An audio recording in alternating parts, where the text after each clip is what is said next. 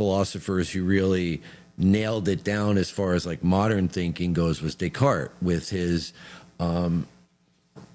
separation of physical from the mental. Yeah. Right. That mind is super, or I don't know if supervenes on, but anyway, it's something separate from the body. And so when you get to the end of the book and she uses that etymology of the word consciousness as that, if you look it up in the index. That's what I'm doing. Oh, okay. As like feeling with, then suddenly the relational aspect of it comes in, that I'm not conscious by myself, right? But I'm conscious because I'm interacting with the world. Yeah. Right. And then that got me thinking about how some people are attributing like sentience to these AIs. And then I got to thinking, well, there's a weird idea. If consciousness is at least partially based in relating, yeah, then we might be looking at something new coming up with the interaction between a human and these large language models or whatever they are. Although that's a new thought, and I have to give that a lot of attention. Did you find it? Sure. I'm trying to look up the word consciousness, and I'm not sure if I'm finding like what. Oh, it's not that. We don't need to find it right now. I mean, that there's a lot to assimilate in that book, because when I first started, you know, we talked about it last week. I got home, I set it off to the side for a couple of days just to let it simmer in my head.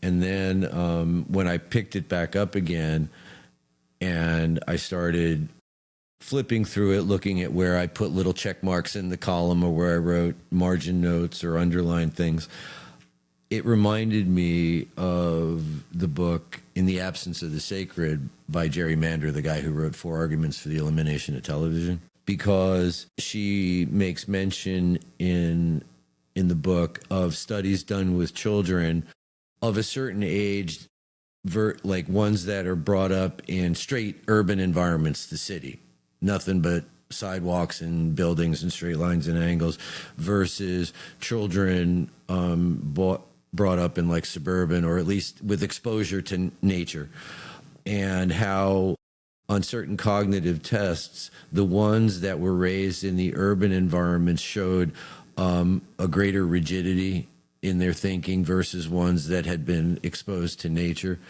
And that reminded me of the Gerry Mander book, because in that book he talked the same thing about how the straight lines and the angular geometry that our minds have created have the consequence then of making our thinking be more boxed in and linear and not as free flowing.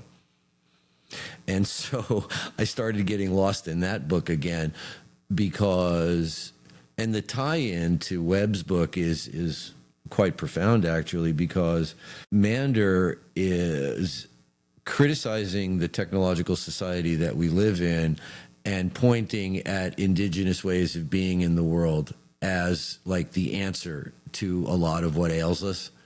And obviously Webb and that entire constellation of writers that now I have to start looking into are pointing at, which, in spite of everything that's going on when you pick up the newspaper, it allows me to still keep that hope alive. That if enough people can at least open their mind to this alternate way of looking at the world